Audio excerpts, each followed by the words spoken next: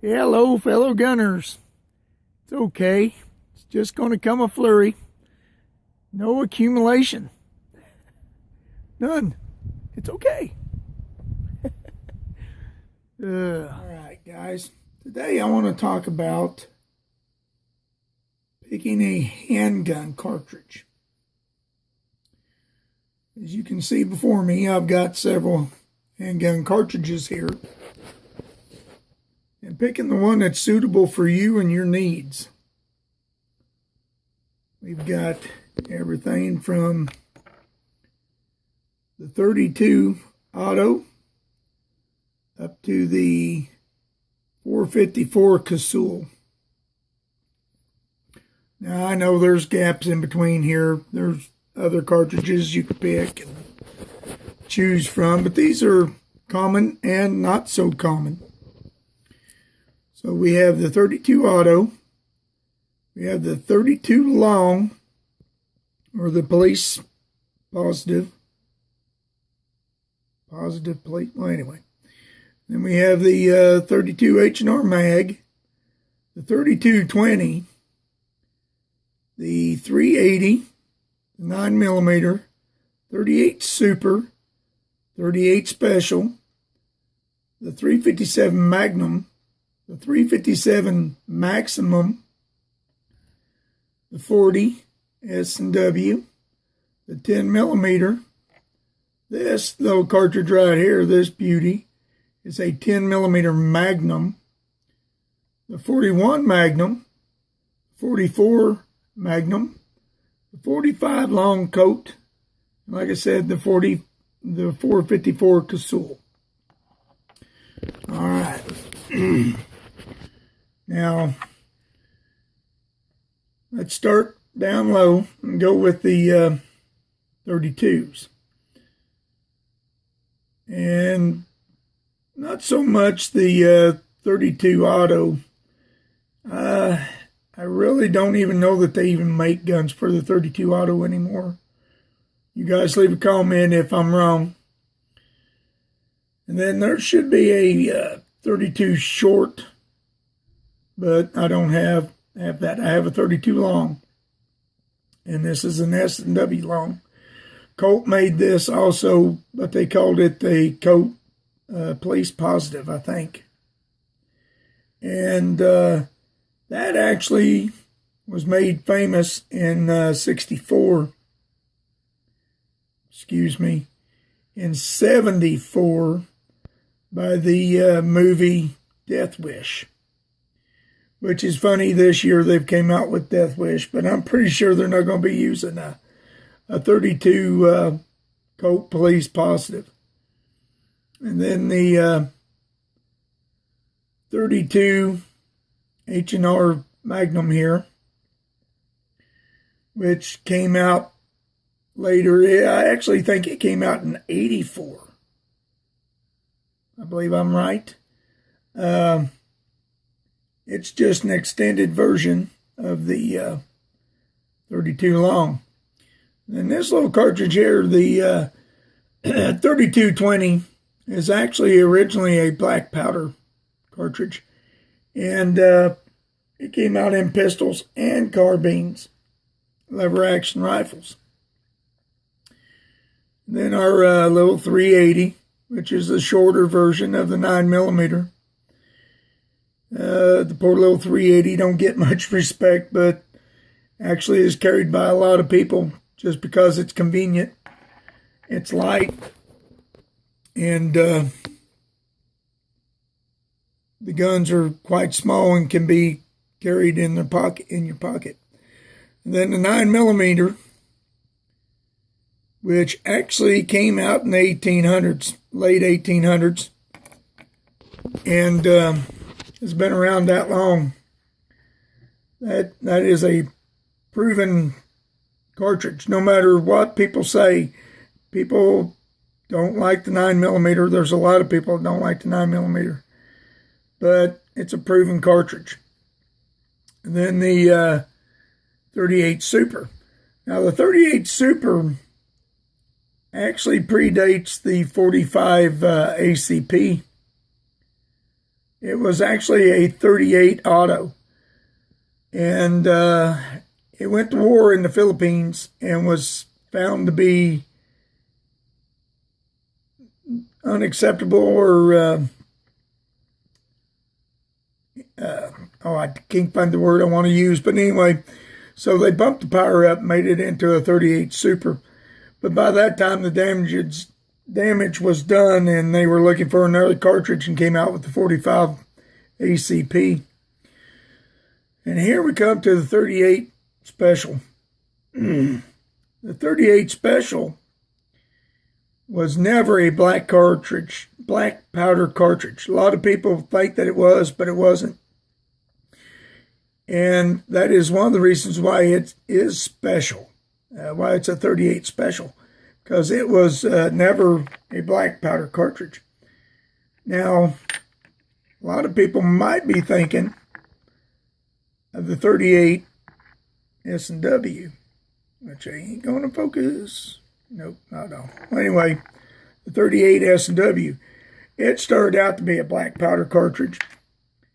And then later they came out with the 38 Special, which was intended for smokeless powder from the get-go. And then the need for more power, more speed, they came out with the 38 Magnum or the 357 Magnum.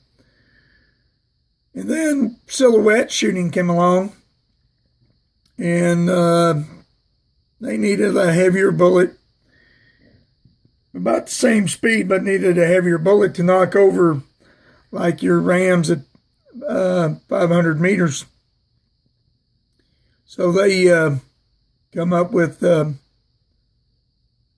longer cartridge and made it a Maximum, which is this jewel right here.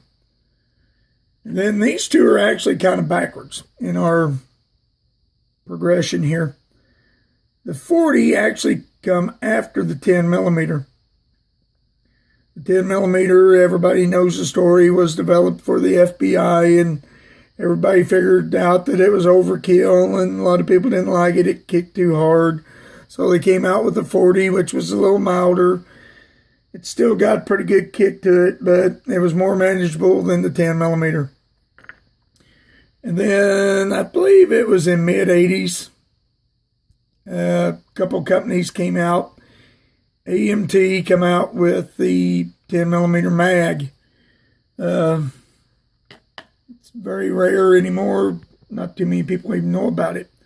The 41 Magnum, it was actually developed for police use too, because people were complaining about the 38 Special not being adequate enough for police work. And a lot of people didn't want to go with the 44 mag at the time. And a lot of people wanted a little bit more than the 357, wanted a heavier bullet. So it was developed for police work and never caught on, just like the 10 millimeter. And then a lot of people's favorite right here. Now, I don't have a 44 Special, which predates the 44 mag, just like the 38 Special. It's the same story. But the 44 mag at one time was the most powerful handgun cartridge. And a lot of people still, want to believe that, but there's so many more. And then the Colt, everybody knows about the 45 Colt. It was one of the cartridges that tamed the West. Very good cartridge still today. Some of your modern guns, you can load this up for a higher pressure load, plus P. Some people call it the TC Ruger Magnum 45, but it's still just 45 Colt. And you never want to overload your pressures when you're using an older pistol. And then the 454 Casull is a real hard hitter. It's an extended version of the 45 long coat and is very powerful. And then there's more, from there. There's the 460 and the 475 5, and which is just really ridiculous. And your 500 Smith & Wessons, which a lot of people love. And I've heard that they're actually not easier to shoot, but seems that the recoil are easier to tame with the 500 than is the 454. Now, picking a cartridge in a handgun is actually just personal preference, but you would have to have a particular use for what you're going for. If you're just target practicing, now these are reloadable cartridges I'm talking about. I'm not talking about rim fires. I'm a reloader guy. I want to talk about reloading cartridges. But, your 32s, very easily handled.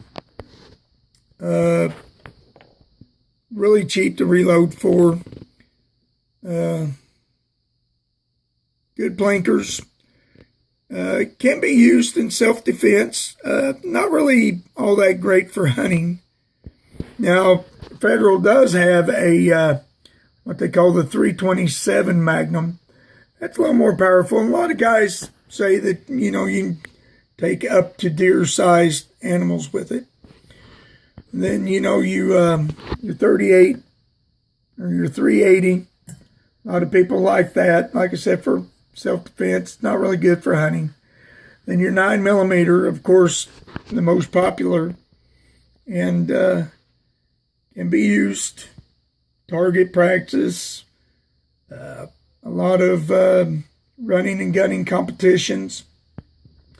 The 38 Super is not really it's